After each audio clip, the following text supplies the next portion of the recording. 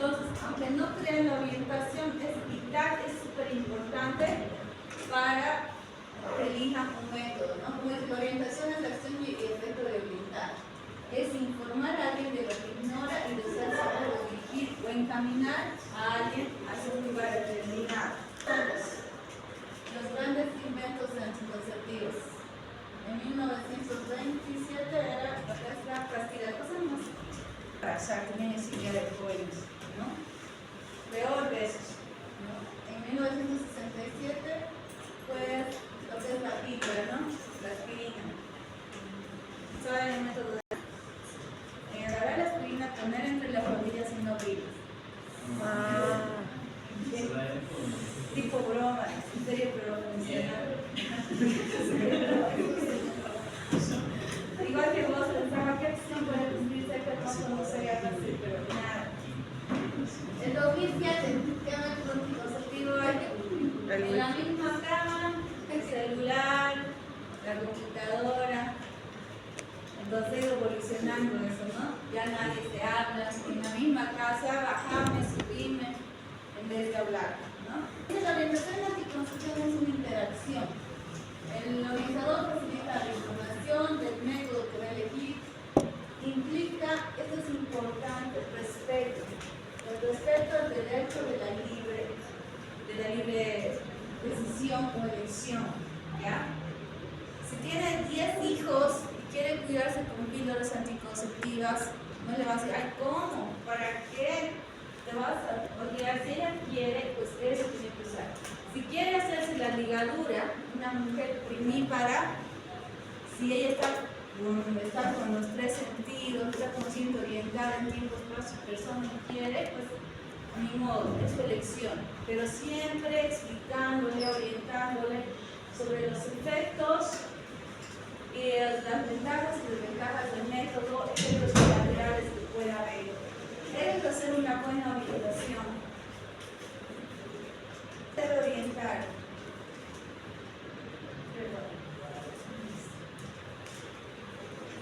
¿Ya? En este caso se mejora la confianza con el proveedor, o sea que somos nosotros los proveedores de métodos anticonceptivos. Posibilita el proceso de una elección informada, facilita la participación en el autocuidado. O sea, una paciente que usa preservativo, por ejemplo, indicarle sobre el aseo que debe tener. Algo se refiere. Así la paciente, cuando hacemos una buena orientación y consejería, pues se mejora la satisfacción en el uso del método y la satisfacción en el servicio. Cuando ustedes más hablan con el paciente, sea por la patología o por el método anticonceptivo, van a ver que van a descubrir las necesidades que tiene la paciente y tratar de orientarle de acuerdo a esas necesidades. Es muy importante hablar con la paciente y preguntarle las cosas. El proveedor, ¿qué debe hacer? Debe desarrollar destrezas, habilidades de comunicación interpersonal, verbal y no verbal. Como dice, un intercambio efectivo de información, conocimientos, sentimientos, emociones, no decir, ay, tú quieres cuidarte, pero ¿cómo vas a? ¿Cuántas parejas tienes? 10. Hoy, ¿cómo? O sea, el hecho de hacer gestos, solo mirando, o solo haciendo gestos con la boca o la cara, es pésimo. De ahí va la falta de ética del personal de salud. Ya, siempre, como dice la palabra, respetar con todo sentido es súper importante y lo tienen que tener como principio. Sea malo o sea bueno para el personal de salud. Hay 5 pasos para una orientación y consejería adecuada de métodos anticonceptivos, que es establecer relación cordial. Otra cosa es que mi paciente ya esté bien de toda, ¿a qué quiere, señora? Ni te hablo, ¿verdad? No, o decir, señora, soy tal, estoy viniendo, yo la voy a orientar o yo la voy a atender, y cualquier cosa, por favor, o duda que lo que le explique me tiene que decir. O sea, hay que ganarse la confianza y escuchar sus necesidades, escuchar activamente, ¿no? No estar con el celular y atenderle y el celular y la paciente no me interesa mi vida. Responder necesidades, no de la paciente. Dice, doctorita, ¿qué me aconseja? hacerlo así, no quiero tener hijos todavía, quiero tener hijos de aquí a 2 años, o no es bueno que tenga más hijos, etc. Verificar la comprensión. Una vez que terminemos toda la orientación, decirle, señora, ¿qué ha entendido? A ver, ¿qué le puede provocar si le pongo la inyección de 3 meses o si elige la inyección de 3 meses? Entonces la paciente tiene que decir que está sangrado o todo lo que le hayan explicado. Como primer punto, establecer la relación cordial. Brindar privacidad, por favor. No pueden estar con 10 alumnos y que el paciente les hable de su vida sexual. Es un poco complicado.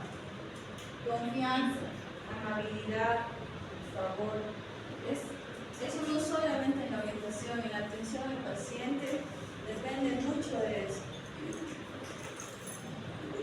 Establecer la relación cordial, hemos dicho ya, identificar necesidades como segundo punto. Estos 5 puntos que están repitiéndose constantemente los tres son protocolos. Cuando ustedes les preguntan cómo se orienta una paciente, pues tienen que decir estos 5 pasos. ¿Ya? Y está así en las normas. Identificar las necesidades con planes reproductivos, cuántos hijos más quiere tener, proyectos de vida, no dicen, no, yo no quiero tener todavía hijos, pero de aquí a 5 años quiero terminar mi carrera, quiero encontrar un trabajo, quiero mi casa, etc. Tipo de relación de pareja es súper importante, ¿no? Parece su novio, su esposo, su amante, no sé, su amigo con derecho, etc., ¿no? Preguntar y no decir, ¿cómo podré, cómo vas a ser así? La vida sexual, si es activa, inactiva, o ni ha iniciado, o va a iniciar y quiere saber sobre esto. Salud importante. Hay enfermedades de base donde no se pueden usar ciertos métodos, ¿verdad? Trabajo. ¿En qué trabajo? Digamos, si va a trabajar, como nosotros estamos haciendo turnos, se puede olvidar tomar las píldoras y mejorar el otro método, ¿no? La religión, los valores, súper importantes, ¿no? Hay pacientes que no hacen una actividad sexual muy activa y pues ver esa situación también. Y la religión, a veces dicen yo me quiero cuidar pero no me permite tener actividad sexual hasta el matrimonio, no dependiendo de la religión. El tercer paso, escucha activa. ¿Ya? Como dice ahí, debe hacer un lenguaje simple y comprensible. No decirle, si usted hace esto puede provocarle una alteración en la menstruación, ese términos médicos no. Pero obvio depende también de la educación, porque hay pacientes que saben más terminología médica que nosotros mismos. Acorde a la realidad educativa y cultural, si es una niña de 15 años, tenemos que saber cómo orientarla, cómo recibir el entrenamiento. Escuchar atentamente, no como otros. ¿No? Mirar el celular, en qué mundo estará el doctor, pregúntame por su nombre.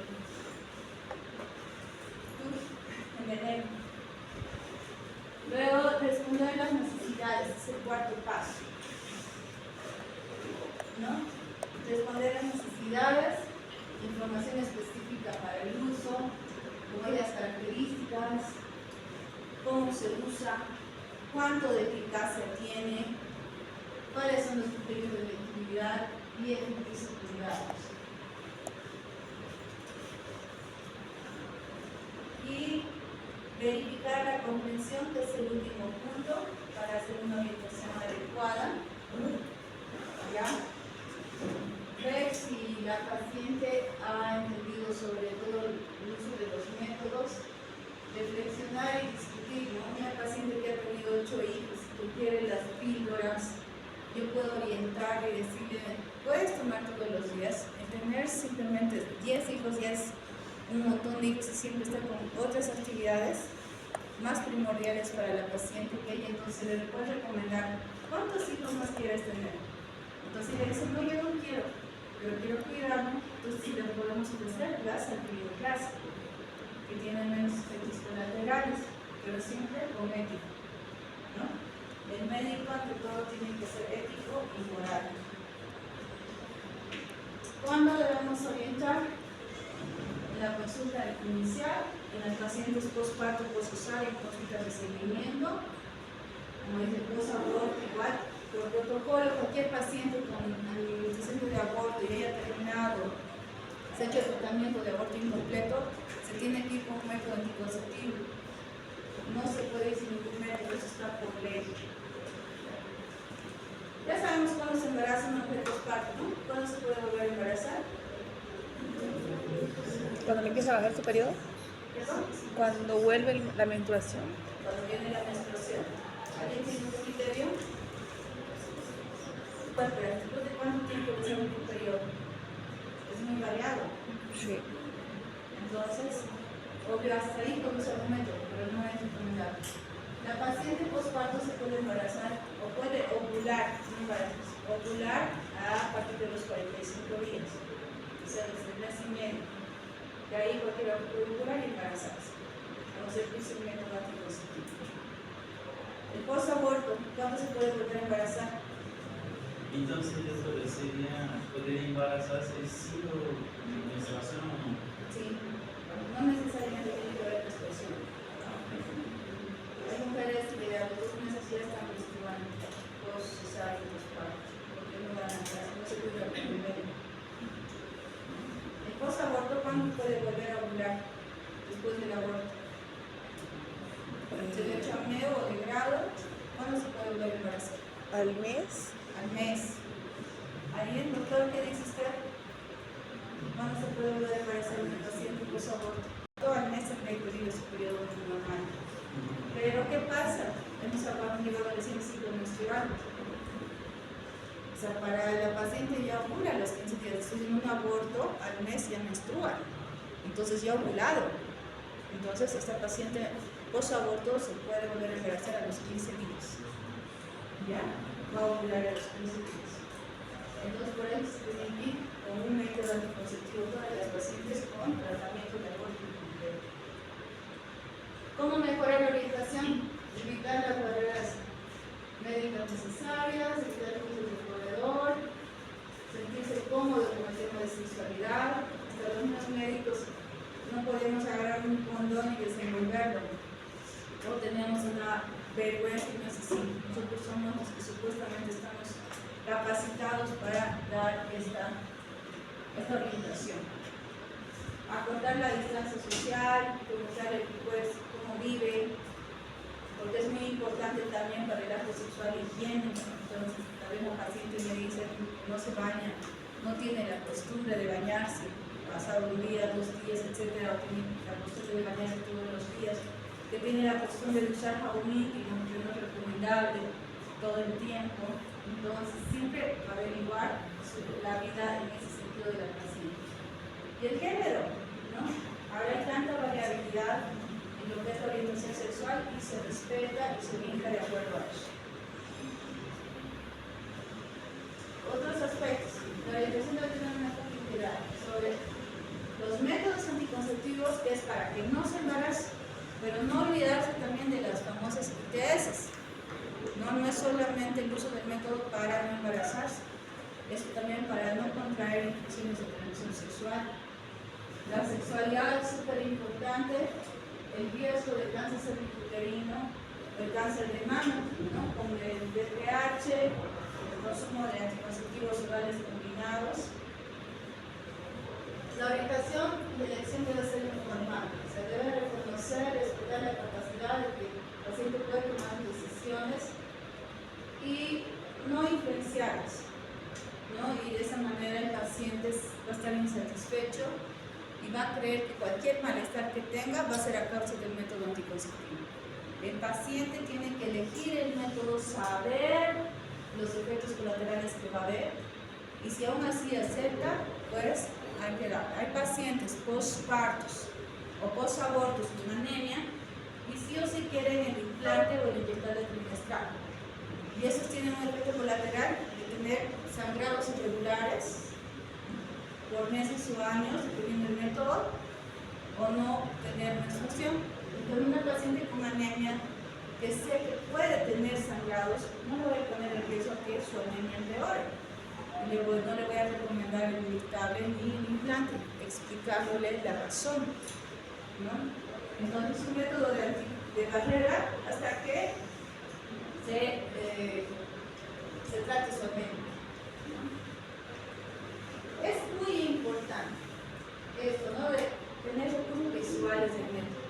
Es diferente mirar solamente y otra cosa es tocar, sentir qué es lo que va a tener dentro del cuerpo, qué es lo que se va a aplicar, mostrarles así para nosotros, para aprender que siempre entra mejor por los ojos, por la mente, ¿verdad? Por la lengua, por la boca.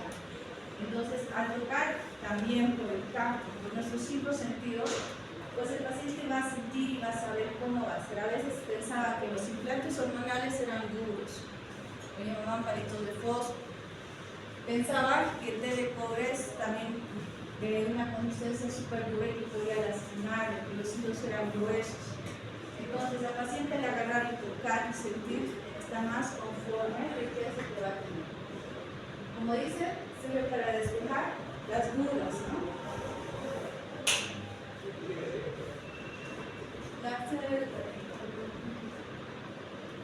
No ver la información individual grupal.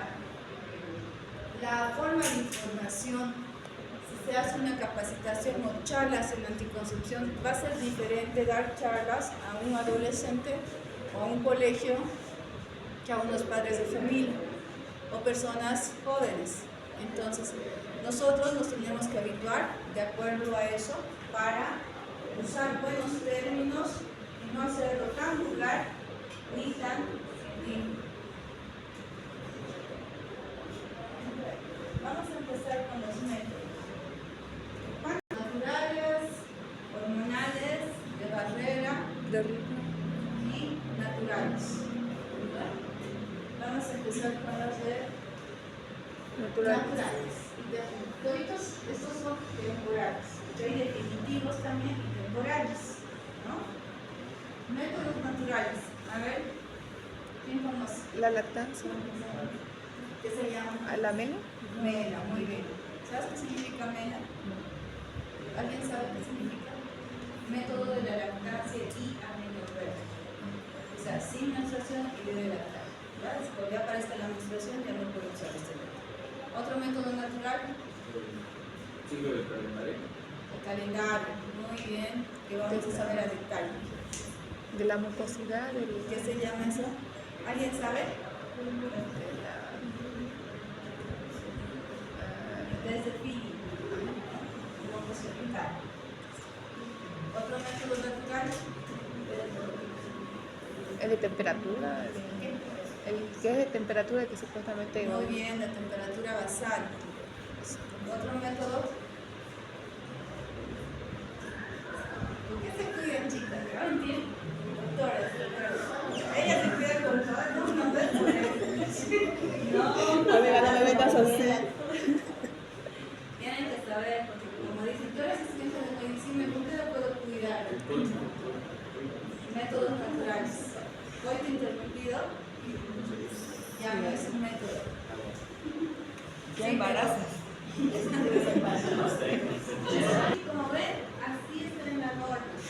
¿Ya? Lo que hablaba de la lactancia. Método de la lactancia y amenorrea. O sea, que debe lactar que esté sin menstruación. Acuérdense siempre de eso. ¿No? Es un método basado en la infecundidad de la mujer durante la lactancia. ¿Qué nos dice?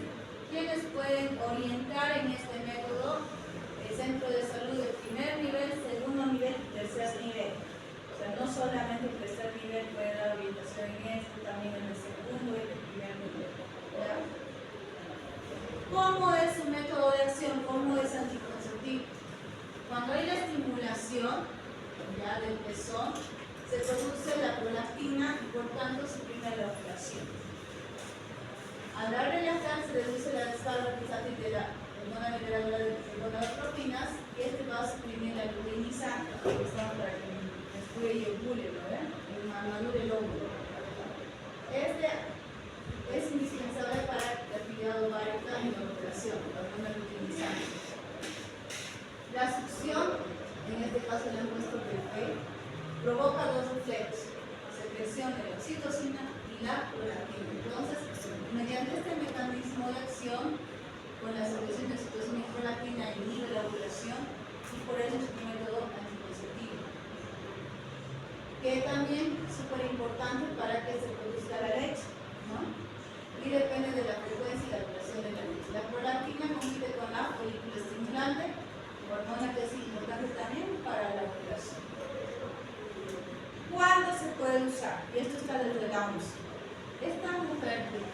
usar el método anticonceptivo, que les dice, doctora, yo quiero cuidarme con el cáncer y me da leche a mi bebé. Entonces, señora, usted tiene que cumplir 3 requisitos para usar este método. Si no cumple los 3, no le pueden dar vía libre que se cuide con este método. 1, que tenga menorrea, o sea, que no tenga menstruación. Si ya tiene menstruación, no puede usar este método. ¿Ya? En el caso de que se pasa las 8 semanas después del parto y la mujer presenta sangrado menstrual por 2 días seguidos, o si su periodo menstrual ha vuelto, pues no cumple este requisito. ¿Ya? A veces dicen, solo un día me ha sangrado 2 días. No, ya no puede usar. Que la lactancia sea completa, es decir, exclusiva o casi completa. Él o el bebé recibe al menos 85% de la leche materna. O sea, tiene que estar de día y de noche y solamente dejar de lactar cuando va al baño. ¿No? No es que a veces se sacan la leche y se van a trabajar 6 horas. No, aunque se saque y se extrae para ir a trabajar, no es recomendable. Que se encuentre dentro de los primeros 6 meses postparto. Aunque no le haya venido el periodo después de 6 meses, porque a veces viene otras al año, no puede usar el método perdido. Tiene que ser solamente en los primeros 6 meses postparto. Entonces, si tiene menorrea, si tiene la lactancia más del 85%, que esté entre los primeros 6 meses postparto, se puede orientar para el método. Este método del MED, cuando no se debe usar, cuando no cumple al mismo tiempo los 3 criterios. O sea, al mismo tiempo tiene que estar en la menorrea, dar lactancia exclusiva y no estar en los 6 meses. ¿Ya? Cuando no se debe usar también, cuando no se ha hecho una buena orientación, cuando se percibe que el usuario, la pareja, no ha comprendido que tiene que tener sí o sí estos 3 criterios, cuando la mujer o la pareja no desea continuar con el método y prefiere otro método. No hay contraindicaciones médicas para el uso de este método. ¿Ya? Solamente puede ser cuando hay una infección por VIH, cáncer, cuando las condiciones afectan al recién nacido, como ser la leporina o alguna malformación genética, cuando los recién nacidos son prematuros o de bajo peso, con el uso de medicamentos, no se debe usar el método o uso de medicamentos como la lepina, glutaminas, metabólicos, resporinas, corticoides a dosis elevadas, bromocriptina, drogas reactivas, líquidos, anticoagulantes, drogas que alteren el estado de ánimo. En pacientes con depresión postparto no se puede usar eso. ¿Ya?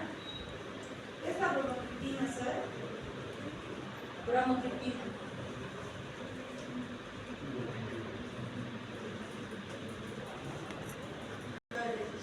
Lamentablemente se indican pacientes que no pueden dar el lactar. Y la mayor parte es ¿por qué? Porque se evitan sus productos, ¿no?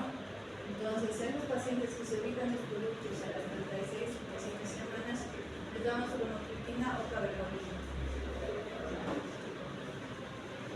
Entonces, ¿cómo se debe utilizar? Se debe iniciar después del parto, se debe dar el lactar al recién nacido a libre demanda, no decir eso, no lo voy a lactar 2 horitas al día, que se aguante otras 2 horas y otra vez lo voy a hacer. En este caso es a libre demanda, ¿ya? Como dice, 8 a 10 veces por día. No debe pasar más de 4 horas entre las sesiones diurnas y más de 6 horas entre las sesiones nocturnas.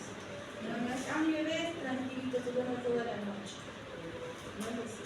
Si no va a cumplir esto, mejor no debería ser un uso del método. ¿Qué observaciones va a tener? No existen efectos secundarios ni complicaciones atribuibles al método. No se puede dar pacientes portadores de virus de VIH. La efectividad del método, si se cumple esos 3 criterios, es de un 99.5%, pero si cumple los 3 criterios. De cada 200 mujeres que usan el método, una podría quedar embarazada en el primer uso de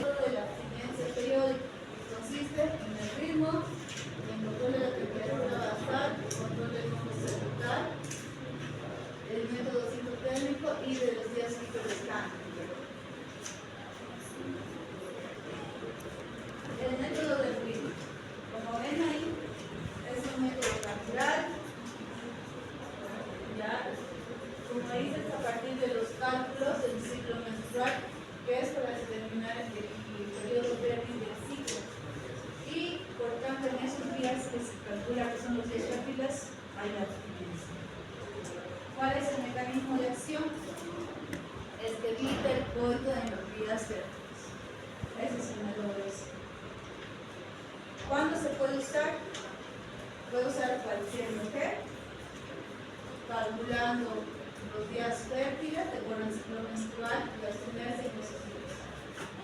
Y si va a tener, pues usar otro método, ¿no? ¿Cuándo no se debe usar? Cuando la pareja no está motivada, o sea, no quiere, no va a colaborar, ¿no? Porque hay pacientes así. Si sus ciclos son muy irregulares, menor a 25, mayor a 35 días, tampoco pueden usar este método. Tampoco cuando existe el riesgo de contraer alguna ITS.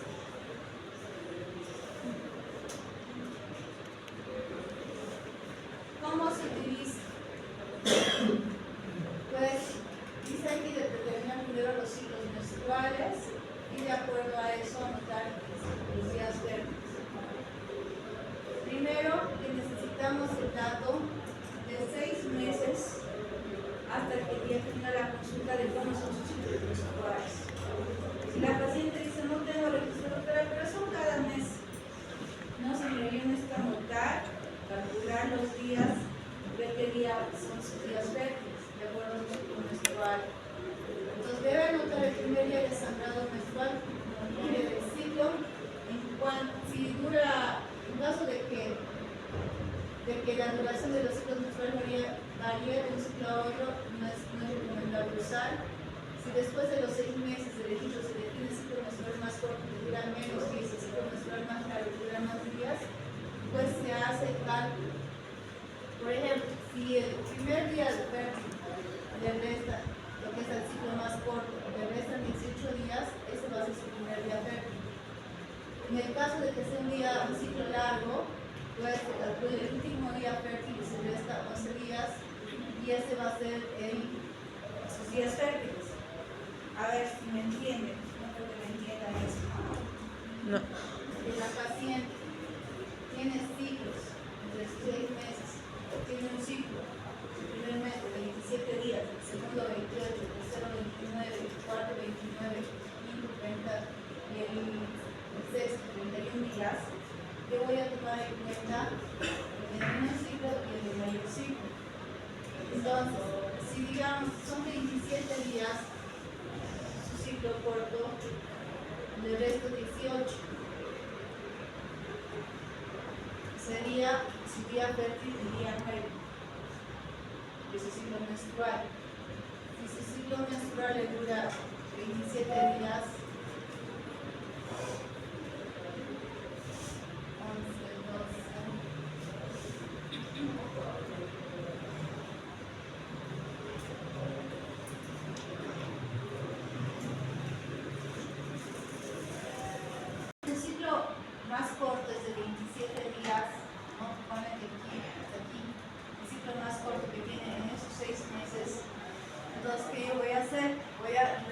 18 días, ¿no? Entonces, resto 1, 2, 3, 4, 5, 6, 7, 8, 9, 10, 11, 12, 13, 14, 15, 16, 17, 18. Su día fértil es el 9.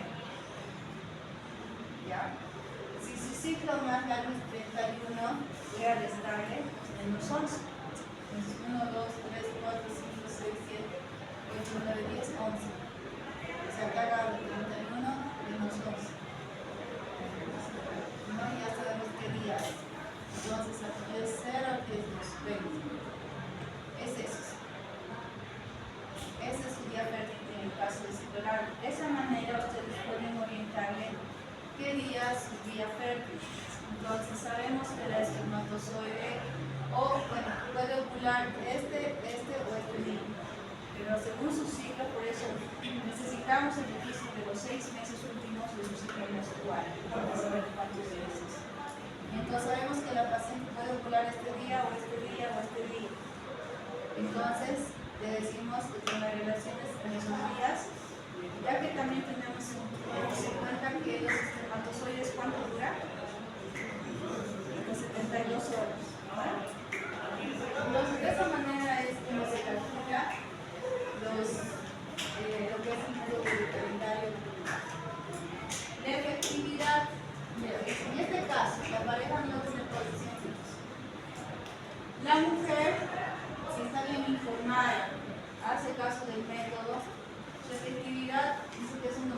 O sea, en un año de uso, 9 mujeres se embarazan de cada 100. O sea, tiene esa falla de un 95%, pero tiene una efectividad de un 95%. Ahora hay el método de la temperatura basal. Se basa en el aumento de la temperatura corporal justo después de la ovulación. Este aumento se ha usado a la secreción de progesterona por el cuerpo humano. Es apropiado para mujeres que sí están dispuestas de abstenerse los coitos en esos periodos de tiempo. O sea, es decir, que luego de la subida de temperatura, vamos a ver ahorita, es que deberá contar con una planilla de control y registro de la temperatura. Deberá tomarse la temperatura oral, mental o vaginal todas las mañanas en la misma hora y en la misma posición. Si observa que la temperatura sube entre 0,2 a 0,5 grados centígrados, pues sucede justo después de la ovulación, o sea, normalmente es a la mitad del ciclo. Entonces, la mujer considerará el primer día de la menstruación como el día 1 del ciclo y marcará la temperatura cada día en la planilla, haciendo un punto en el centro del cual corresponde el día del ciclo y la temperatura. Ahorita les voy a mostrar la diapositiva.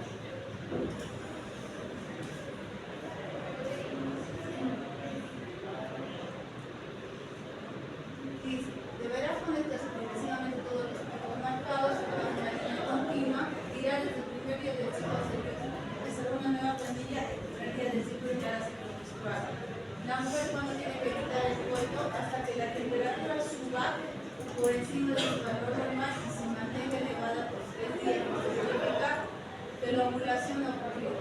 La fase fértil comienza la noche del tercer día consecutivo y que la temperatura permanece elevada. Podrá practicar el coito vaginal una vez que se suceda sin precaución por los 10 a 12 días hasta la menstruación. Aquí tenemos una planilla donde se ha registrado el primer día de la menstruación, la temperatura, y si se dan cuenta, ha habido la ovulación y la temperatura ha empezado a subir. Entonces, aquí es donde nos dice que la paciente está ovulando y si se dan cuenta la temperatura sube 1 grado de 36 a 37 y se mantiene por 3 o 4 días. Y para cada ciclo menstrual tiene que tener una de sus planillas para registrar como en la fetocardia, en el bacograma. En ese es el método de práctica basal. Tenemos otro método que es el mucocervical o BIM, ¿ya? Que también se le primer, segundo, tercer nivel. Es un método de disposición que se basa en la observación y la evaluación. Es un método que consiste en la evaluación de un moco que se produce en el periodo uterino, si se realiza en la vagina y va a sufrir cambios en el ciclo menstrual. Es por la producción estrogénica del ovario. A medida que pasa el periodo folicular, pues ya hemos visto, el reconocimiento de este moco pues, es junto a los días fértiles y es muy útil. Cuando aparece este moco, puede decir que este es un día fértil y abstenerse en esos días. ¿Cómo es el mecanismo de acción? Aparece después de la menstruación en lo que se llaman los días secos. Este moco en este tiempo se pone grueso, pegajoso, con un tapón que bloquea la vagina, dando una sensación de sequedad en la vagina. Cuando aumentan los niveles de estrógeno, pues aparece la cantidad o sensación de húmeda a nivel de la vulva y alcanza su punto máximo de producción cuando está en su día fértil. Por tanto, lo que hace este moco facilita la migración de los espermatozoides a través del canal. Entonces, Si hay eso y tiene relaciones sexuales, va a ser más rápido de separar, ¿no? ¿Cuándo se puede usar? A diferencia de los métodos anteriores, este sí reconoce el día fértil, los días de seguridad en el ciclo menstrual, y pues se puede usar en forma inmediata, ¿no? ¿Cuándo no se puede usar? Cuando la paciente tenga algún tipo de flujo, sea por una infección, pues normalmente hay esos flujos. Las mujeres que no pueden identificar la presencia de este moco, o las parejas no sensibilizadas para que puedan usar el método natural o abstinencia periódica. ¿Cómo se utiliza? Bueno, se indica lo que es el método del moco, como debe salir. Ya es previo lavado de manos, se toma el dedo pulgar e índice y se toma la muestra de la vagina. Al agarrar la muestra, nosotros hacemos esto. Entonces, como dice, es filante. Entonces, cuando es un flujo, el test de pino, el moco cervical, este no se va a mover. Ustedes pueden extenderlo y no se va a mover. Sin embargo, si no es eso, este puede ser un flujo que no tiene nada que ver con este tema. ¿Ya? ¿Qué efectos secundarios tiene el test de bilis? Ninguno, pero no protege contra las sepsis. La mayoría de los métodos naturales no ocurre con las sepsis. La efectividad va entre un 96 y un 98% si se usa de forma correcta, se identifica bien el moco. Y pues, si digamos no sabe o está con dudas, es mejor que use otro método. Ahí tenemos la imagen. Ese moco de periodo infértil se rompe, mientras el periodo fértil es filante, se dice.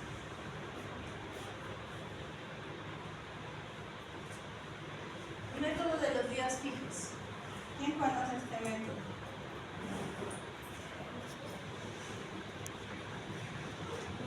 Los días fijos.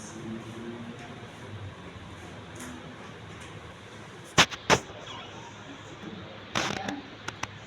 En este caso se dice que simplemente la paciente no tiene relaciones sexuales o coitales entre el día 8 y 19 de su ciclo menstrual.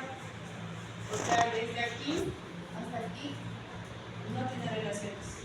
A expensas que dio ovula, a expensas de qué ciclos menstruales tiene. Entonces, del día 8 hasta el día 19, nada de relaciones sexuales. En eso consiste. ¿Ya? ¿Cuándo se puede usar? Cuando se tiene los métodos días fijos apropiados, mujeres con ciclo menstrual regulares, entre 26 y 32 días, que las mujeres y las parejas estén de acuerdo en evitar una relación coital en esos días. ¿Cuándo no se debe usar? Cuando las mujeres tengan ciclos menstruales menor a 26 días o mayor a 32 días, que estén en etapa postparto de la lactancia, no se debe usar hasta no haber completado ciclos menstruales regulares. ¿No? A veces los pacientes se cuidan con este método y pues sus menstruaciones son aún irregulares en los primeros ciclos menstruales. ¿Cuándo no se debe usar? Si usan el inyectable trimestral hasta que haya pasado 6 ciclos menstruales desde la última inyección y si su último ciclo haya durado entre los 26 y 32 días. Entonces, ¿cuándo se puede usar y cuándo no? Ahí tenemos varios puntos. ¿Cómo se utiliza? ¿No? Este es como se dice, el método del collar, que es el método de los escritos y lo que estábamos viendo.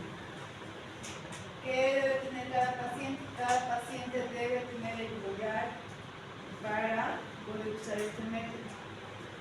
La efectividad de este método es un 95% cuando se usa de manera correcta.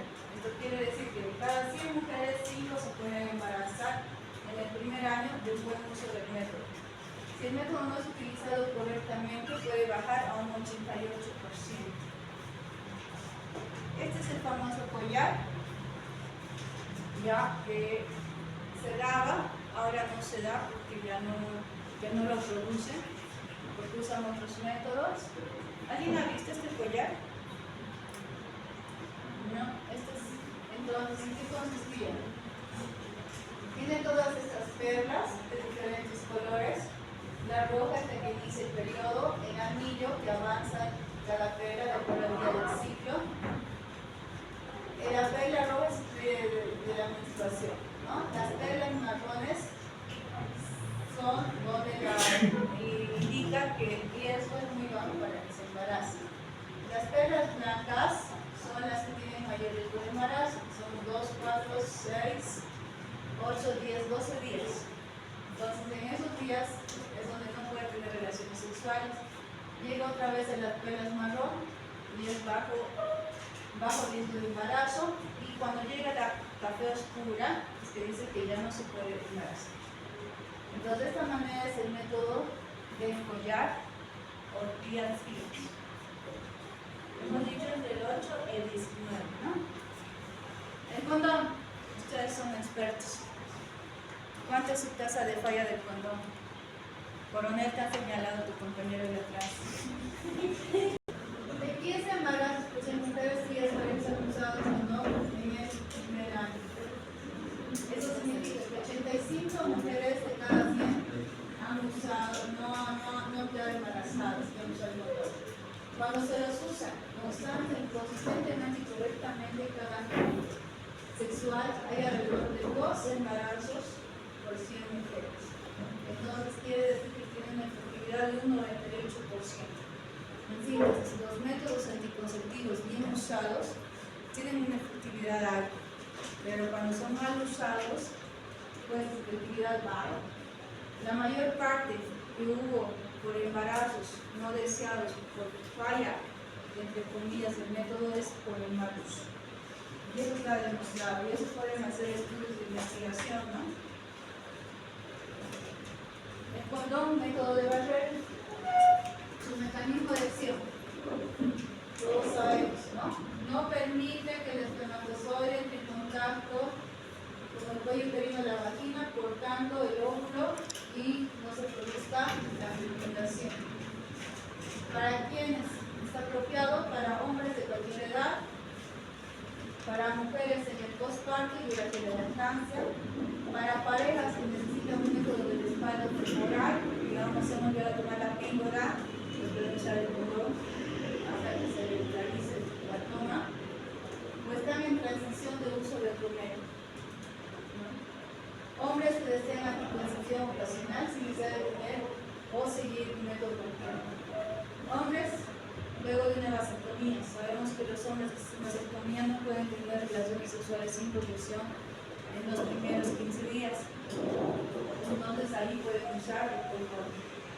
Quienes desean usar métodos anticonceptivos sin ningún efecto sistémico o colateral. Los beneficios de estos condones: reducen el riesgo de infectarse el VIH, ¿ya? Cuando se los usa correctamente, limitada, acto sexual. Ya les he dicho, hay adolescentes que usan 2-3 veces el condón. Adolescentes, ahí he visto más. Protege mejor contra la discriminación a través de grupos y secreciones. No solo es del hombre a la mujer también puede tener infecciones y con el condón pues evita que se transmita, ¿no? En ambos. La lubricación del condón puede reemplazar la lubricación vaginal al menos en etapa de menopausia, ¿no? La vagina tiene que estar bien lubricada para cualquier acto sexual, por eso es que el acto sexual debe ser, como dice, un previo coqueteo, para que de esa manera haya una lubricación y en el momento de la penetración pues esa vagina esté lubricada y no produzca microlesiones en las paredes vaginales, por tanto, grupos, infecciones que no eran deseadas, ¿no? Y satisfacción ante todo. ¿Qué beneficios?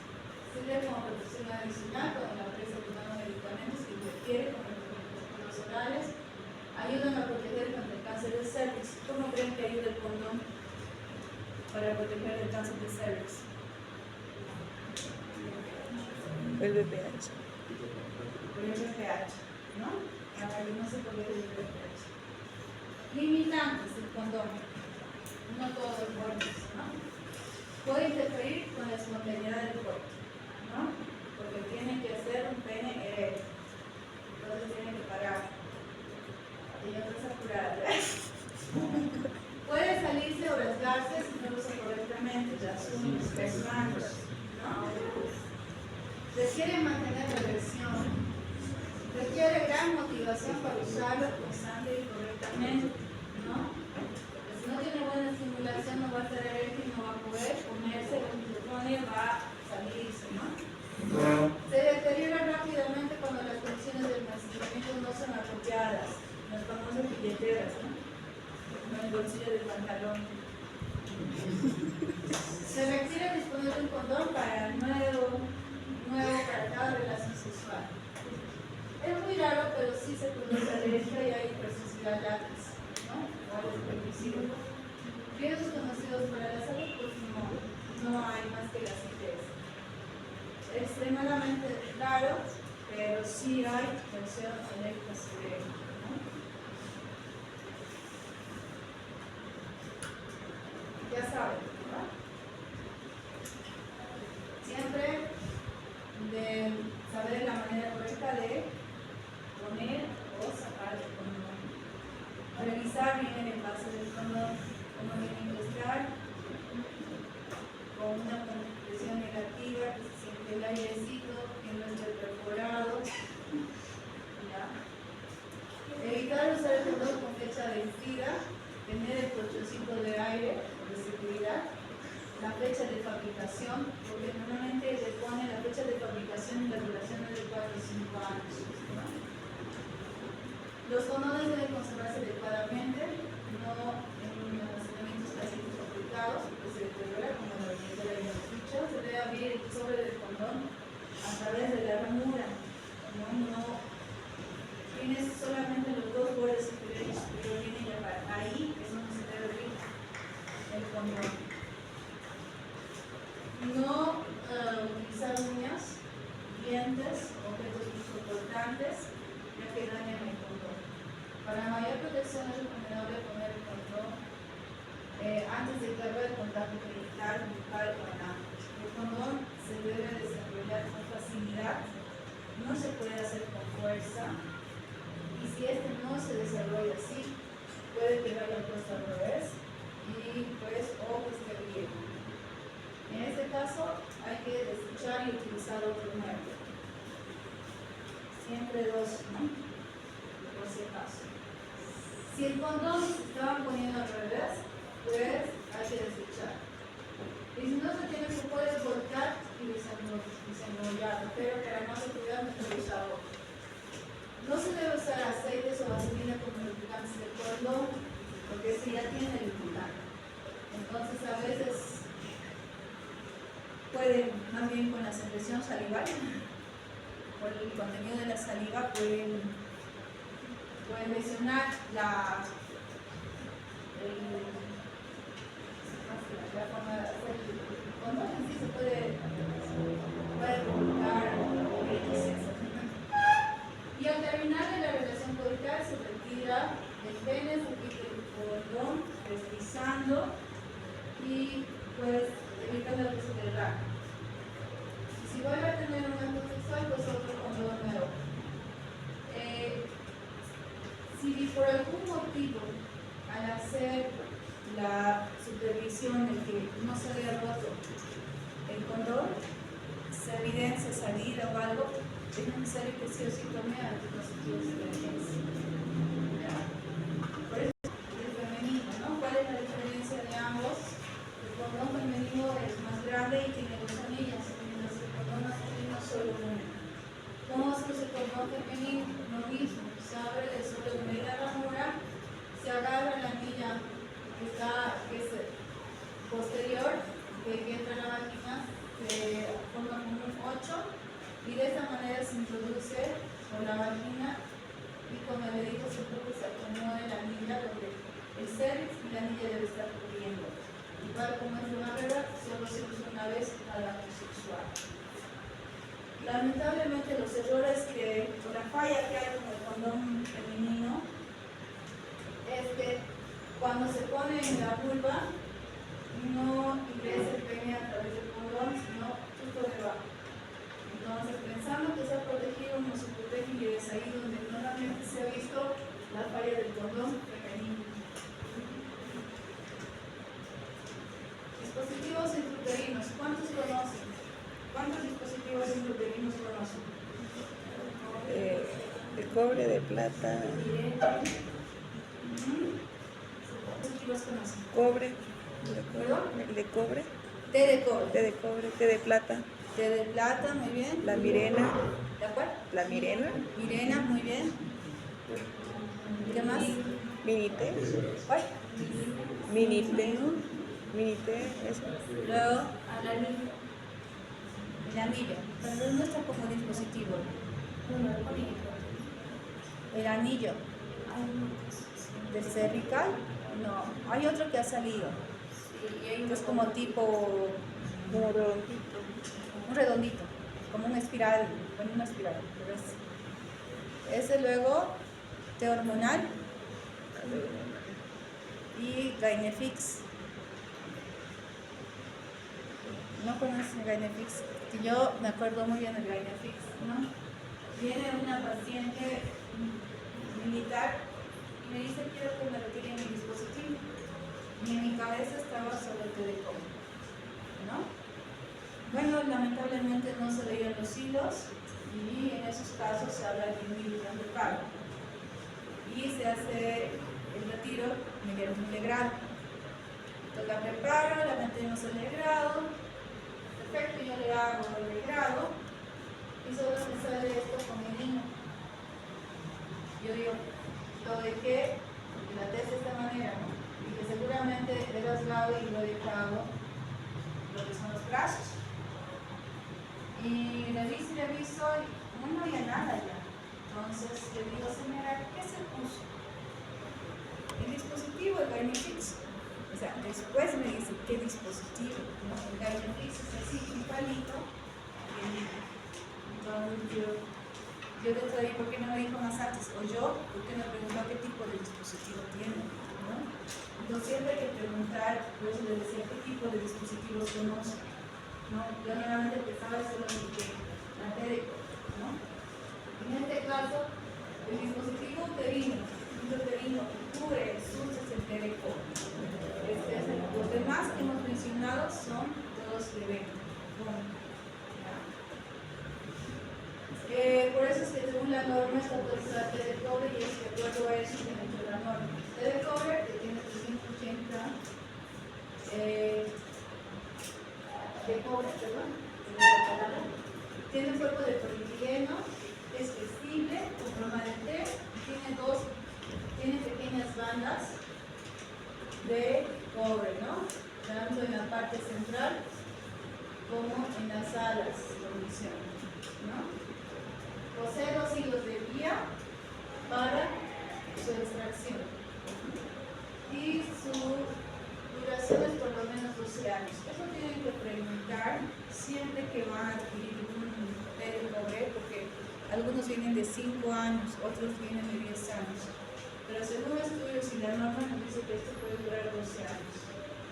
¿Cómo actúa como método anticonceptivo? Pues impide la fecundación al interferir con la capacidad de sobrevivencia de los espermatozoides. ¿Cómo? Estos cobres ya van irradian al espermatozoide y los ciclovilizan, los destruyen.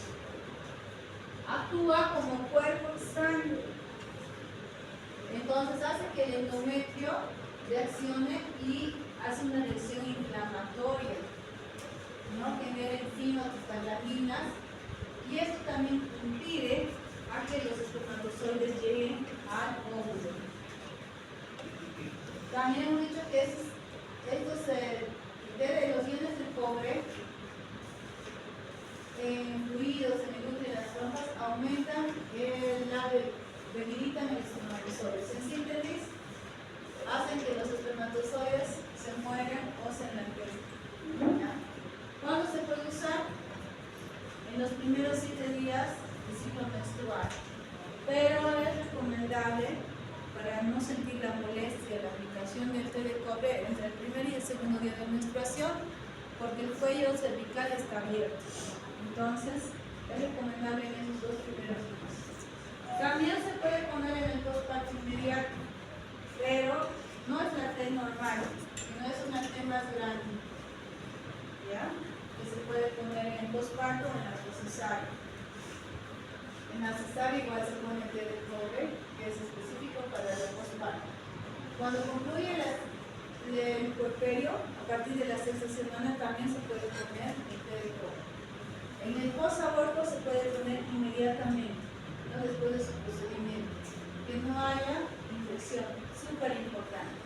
Doctores, es recomendable poner una té de cobre cuando la paciente tiene un PAP que esté normal, cuando no haya ningún flujo vaginal, que no sea el de feeding o de moco cervical, que no sea normal, no es recomendable. Como ven, esto va a producir una reacción inflamatoria. Si la paciente ustedes le ponen cuando tenga un proceso infeccioso, esto va a empeorar, le va a provocar más dolor y se va a querer retirar rápidamente.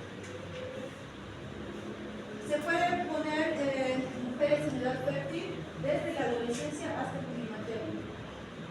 No requiere periodos de descanso, o sea que puede usar 12 años continuos en comparación de los hormonales. Los hormonales no se puede usar continuos, sin embargo este sí. Se usa cuando hay sospecha de embarazo, cuando hay sangrado genital que no se sabe por qué. Siempre cuando hay una paciente con sangrados genitales, doctores, siempre descarten primero embarazo, cuando está lo menos similar al productor. No se puede usar cuando hay anomalías uterinas o tumores benignos, ¿no? Los úteros videcos o que tengan, a veces hay otros tipos de úteros, no se puede usar el pereco. Cuando tengan infecciones del tracto genital inferior, por favor, señales aclaradas. En infecciones vaginales de cobre, mejor no, hasta terminar el tratamiento o realizar el tratamiento. Mujeres o parejas con conducta sexual de riesgo para contraer ITS por el riesgo de la enfermedad pelvico-inflamatoria.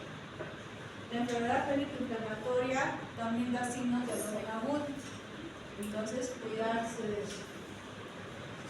¿Cómo se utiliza? Pues tiene que ser insertado o aplicado por personal capacitado.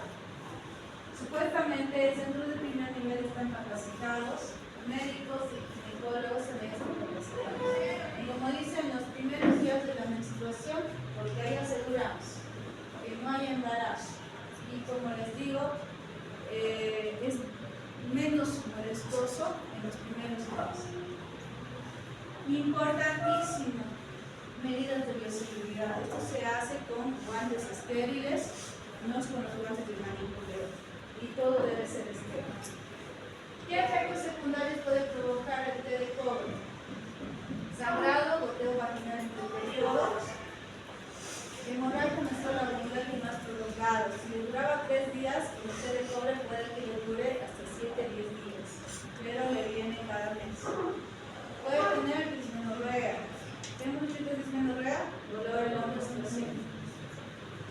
Y esto normalmente dice que dura sobre los primeros 3 meses de embarazo. O sea, le puede dar su opción. Si la paciente viene con sangrado irregular, que está en el primer mes de uso, se le da un antiinflamatorio. ¿Qué antiinflamatorios conocen? Ketorol. ¿Perdón? Ketorol. El ketorol. Muy fuerte. Diclofenaco, ¿cada cuánto le das?